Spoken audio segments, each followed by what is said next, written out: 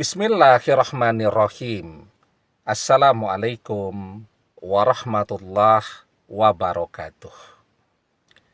Bapak-bapak, ibu-ibu, mas-mas, mbak-mbak, khususnya adik-adikku sekalian yang dirahmati Allah dimanapun Anda berada.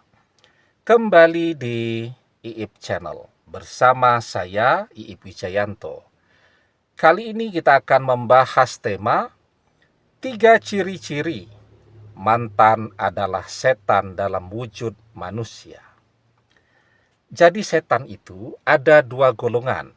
Yang pertama dari golongan jin, yang kedua dari golongan manusia. Kita hafal semua ya surat An-Nas. Surat An-Nas ini adalah surat yang mungkin paling sering kita baca ketika kita sholat ya. Mau tidur juga kita membaca surat An-Nas ya. Pagi hari, sore hari kita membaca surat An-Nas ya.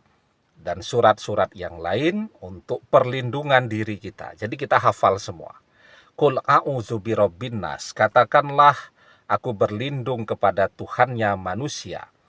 Malikin nas, rajanya manusia. Ilahin nas, sembahannya manusia.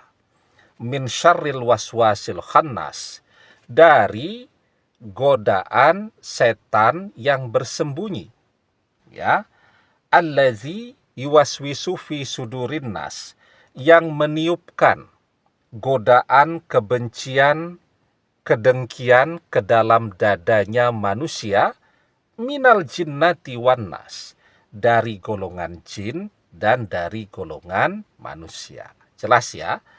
Jadi kalau kita membaca surat An-Nas itu kita paham bahwa setan itu tidak hanya dari golongan jin yang tidak kelihatan, tetapi Allah menegaskan ada setan dari golongan manusia yang kelihatan.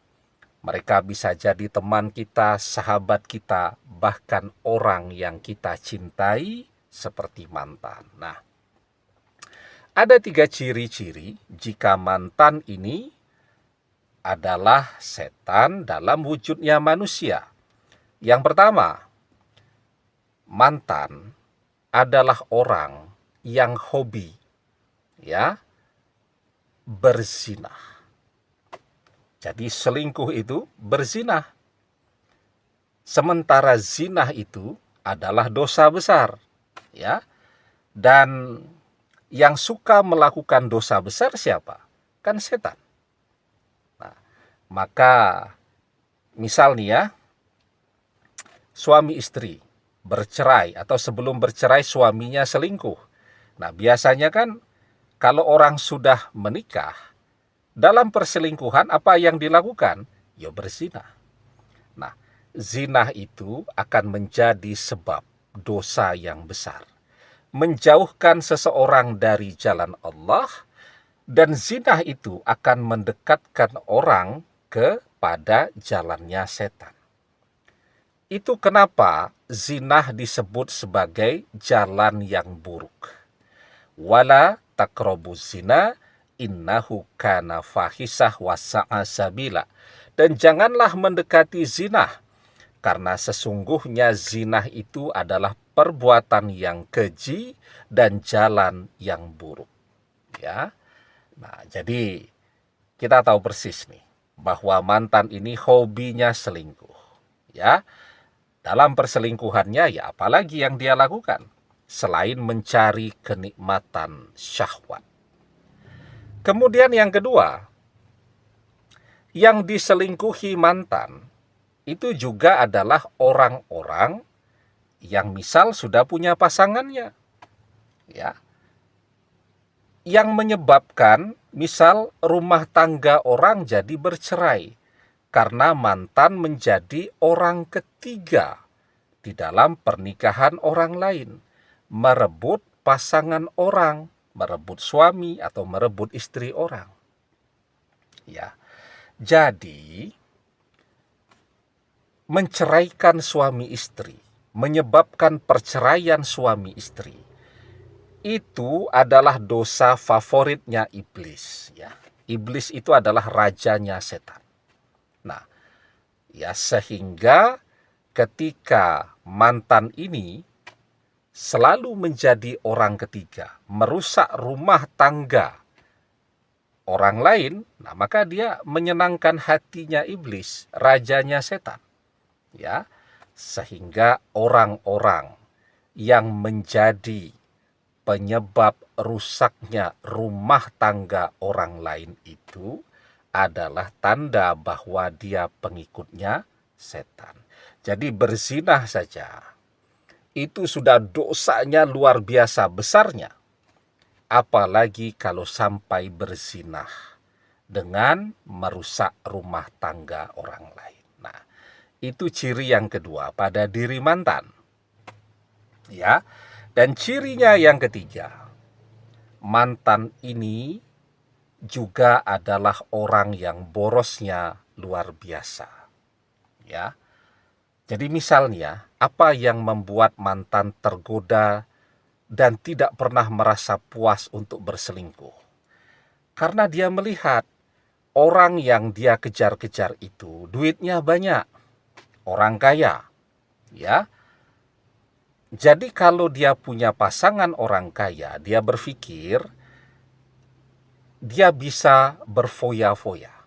Ya, karena karakter dia memang seperti itu. Borosnya luar biasa. Sementara bekerja malas atau pekerjaannya serabutan ya. Hari ini bekerja, 2 bulan nganggur. Nah, bagaimana caranya dia menutupi pengeluarannya tadi?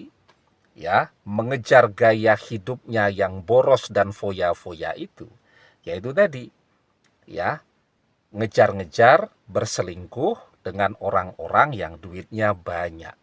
Nah, orang-orang yang boros itu adalah tanda bahwa mereka juga adalah teman-temannya setan. Maka di dalam surat Al-Isra kita diajarkan innal mubazzirina kanu ikhwanus syayatin. Sesungguhnya pemboros-pemboros itu adalah sahabat-sahabat atau teman-temannya setan. Nah, dan kadang banyak juga tuh orang berpikir kan kalau punya pasangan yang kaya, maka otomatis dia juga akan ikut kaya. Ya, padahal tidak demikian.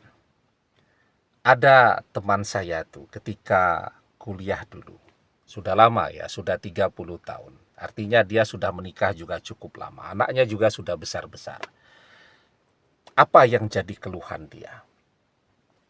Dia merasa sudah jungkir balik bekerja, tapi sampai hari ini dia tidak punya apa-apa. Ya, jadi dia punya ketergantungan yang luar biasa kepada istrinya.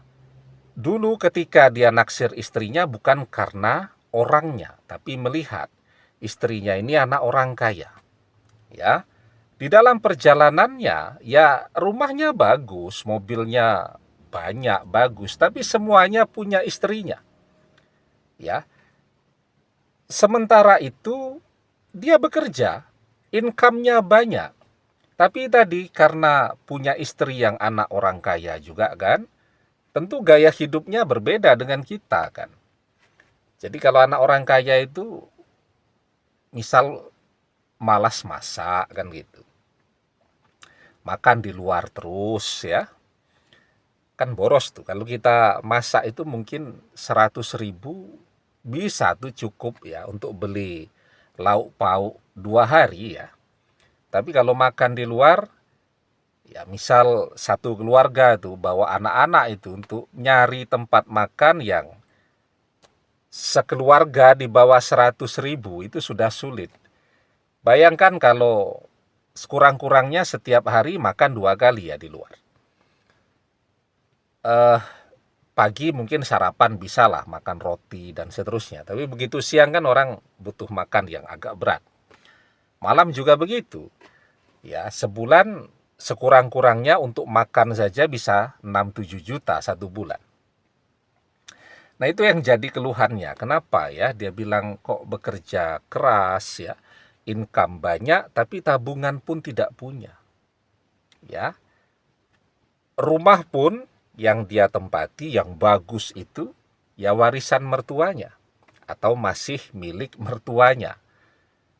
Terus saya bilang, ya mungkin karena dulu menikahi istri itu bukan karena kebaikan akhlaknya, bukan karena faktor agamanya, tetapi karena melihat hartanya. Nah, ketika seseorang menikahi karena faktor harta, memang begitu, hidupnya tidak akan punya apa-apa.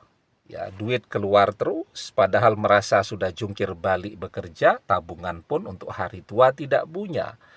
Bukannya jadi kaya, malah jadi tidak punya tabungan, malah jadi melarat. Maka kita diajarkan wa man tazawwajaha limaliha lam yazidhullah illa fakron. Dan barang siapa yang menikahi seseorang karena faktor hartanya, maka Allah akan menjadikan orang itu melarat. Nah, jadi ya, inilah kira-kira diri mantan.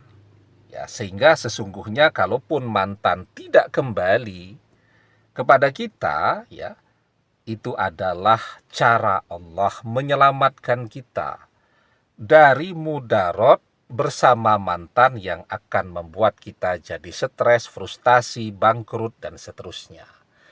Maka kita diajarkan wa asa an takrahu syai'a wa huwa khairul lakum wa asa an tuhibbu syai'a wa huwa syarrul lakum wallahu ya'lamu wa antum la ta'lamun. Dan boleh jadi kamu amat membenci sesuatu padahal ia amat baik bagimu, dan boleh jadi kamu amat mencintai sesuatu padahal ia amat buruk bagimu, dan Allah Maha mengetahui sedang kamu tidak mengetahui. Jadi kalau mantan punya 3 karakter seperti ini, mantan tidak kembali, kita harus bersyukur. Demikian, semoga bermanfaat.